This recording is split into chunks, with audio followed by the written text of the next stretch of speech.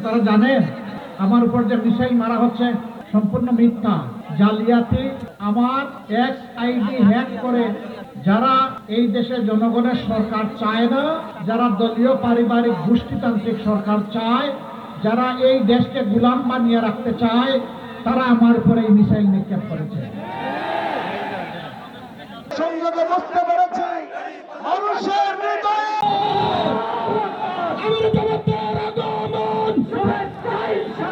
নওগাঁ জেলার পক্ষ থেকে লাল গোলাপ শুভেচ্ছা।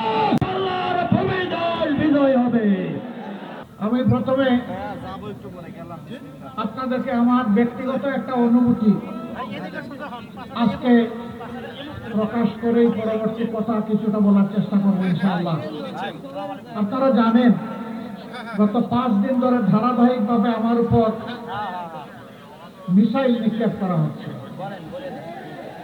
আপনারা জানেন আমার উপর যে মিসাইল মারা হচ্ছে সম্পূর্ণ মিথ্যা, জালিয়াতি। আমার এক্স আইডি হ্যাক করে যারা এই দেশে জনগণের সরকার চায় না, যারা দলীয় পারিবারিক গোষ্ঠীতান্ত্রিক সরকার চায়, যারা এই দেশকে গোলাম বানিয়ে রাখতে চায়, তারা আমার উপরে এই মিসাইল নিক্ষেপ করেছে। এই কাণ্ড যারা ঘটিয়েছে ইতিমধ্যে আমাদের সাইবার টিম তাদেরকে শনাক্ত করতে, নির্ভুলভাবে শনাক্ত করতে সক্ষম হয়েছে আলহামদুলিল্লাহ। এবং মেইন কালপ্রিট ইতিমধ্যে পুলিশের হাতে ধরা পড়েছে, তাও আপনারা দেখেছেন। কিন্তু আফসোস, একসাথে বহুদিন মজলুম ছিলাম, রাজপথে লড়াই করেছি, এই দেশবাসীর আমরাও সেবা করার চেষ্টা করেছি, আমরা পরস্পরের বন্ধু ছিলাম। আজকে সেই দলের ভাইয়েরাও আমার উপরে ঝাঁপাইয়া পড়েছেন। যেহেতু একসাথে আমরা দীর্ঘদিন কাজ করেছি, সুখে দুঃখের অংশীদার হয়েছি, 5 তারিখের পর থেকে আমাদের রাস্তা হয়তো একটু পৃথক হয়ে গিয়েছে। আমরা ওটা চাচ্ছি না, আমরা একটা ঐক্যবদ্ধ বাংলাদেশ চাচ্ছি। এই জন্যে আমার পুরানা বন্ধুরা বর্তমানে যারা এই মিসাইল নিক্ষেপে শরীক হয়েছেন, আজকে আপনাদেরকে সাক্ষী রেখে আমি বলছি, আমি তাদেরকে ক্ষমা করে দিলাম। আল্লাহ তাআলার দরবারে দোয়া করে আল্লাহ তাদেরকে ক্ষমা করে দিন। এবং এই সংক্রান্ত তাদের কোনো অপচর্চার জবাব আমি দেইনি, আমি দিব না। প্রিয় নওগাঁবাসী, এটি উত্তর জনপদের একটি গুরুত্বপূর্ণ জেলা। আমার হিসাবে যে জেলাটি এককভাবে বাংলাদেশের খাদ্য এবং ফলের 10 ভাগের 1 ভাগ উৎপাদন করে সারা বাংলাদেশকে সরবরাহ করে। কিন্তু এই জেলাটি বেশ কিছু ক্ষেত্রে তাদের ন্যায্য পাওনাটি প্রাপ্যটি পায়নি। এখানে ছোট্ট শহর আস্তে আস্তে বড় হচ্ছে, আস্তে আস্তে জনবসতি বৃদ্ধি পাচ্ছে, মানুষের চাপ বৃদ্ধি পাচ্ছে। শহরের ভিতর দিয়ে যে রাস্তাটা, এই রাস্তাটা বাইলেন হওয়ার কারণে চলাচলের দারুণ সমস্যা হয়। এখানকার জনগণ অনুভব করেন এটাকে 4 লেন করা দরকার। আপনারা আমার সাথে একমত, আমিও আপনাদের সাথে একমত। ইনশাআল্লাহ আল্লাহ আমাদেরকে সুযোগ দিলে আমরা তা করবো ইনশাআল্লাহ। এরপরে নওগাঁয় একটা পূর্ণাঙ্গ মেডিকেল কলেজ এবং মানসম্পন্ন মেডিকেল কলেজ হাসপাতাল হওয়া দরকার। আমি কথা দিচ্ছি এটা হবে ইনশাআল্লাহ। শর্ত একটাই, মহান আল্লাহ যদি আমাদেরকে সুযোগ দেন, আপনাদের ভালোবাসা, দোয়া, সমর্থন এবং ভোটের মাধ্যমে আমরা যদি সরকার গঠন করার সুযোগ পাই, তাহলে ইনশাআল্লাহ হবে।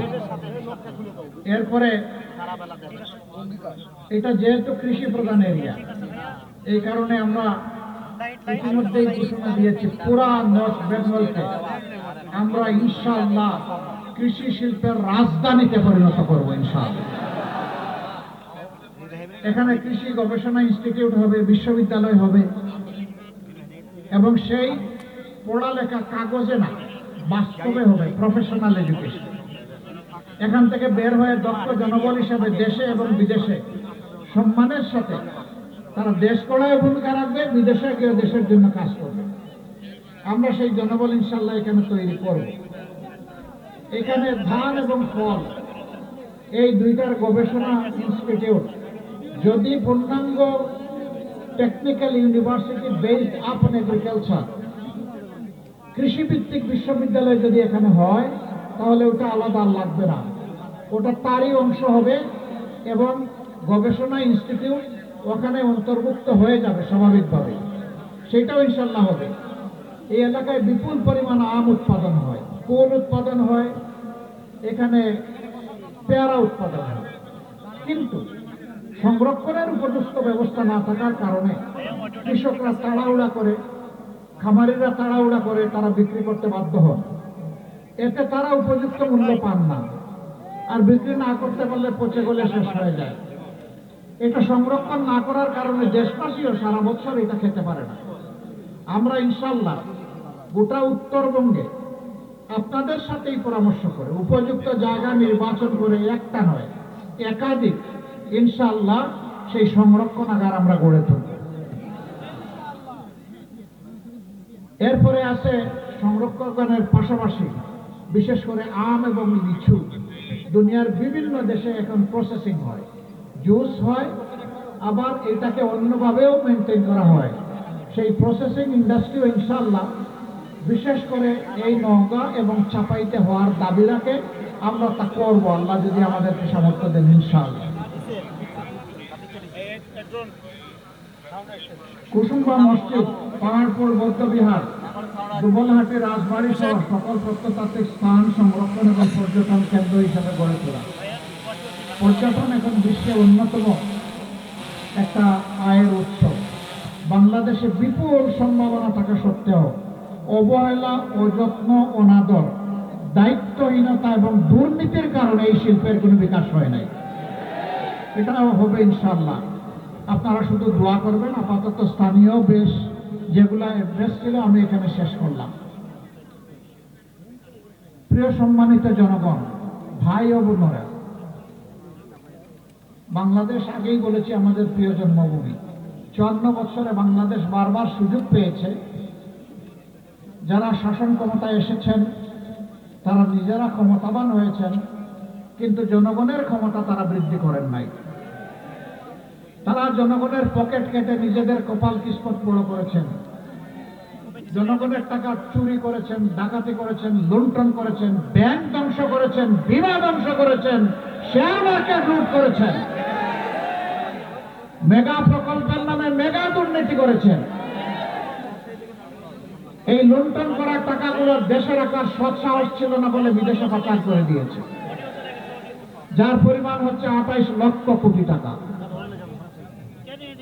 এই টাকা কার? এই টাকা আপনাদের। এই টাকা কার? এই টাকার মালিক জনগণ। জনগণের ট্যাক্সের টাকা, ঋণের টাকা, অনুদানের টাকা চুরি করে এরা বিদেশে লুণ্ঠন করে পাঠিয়ে দিয়েছে।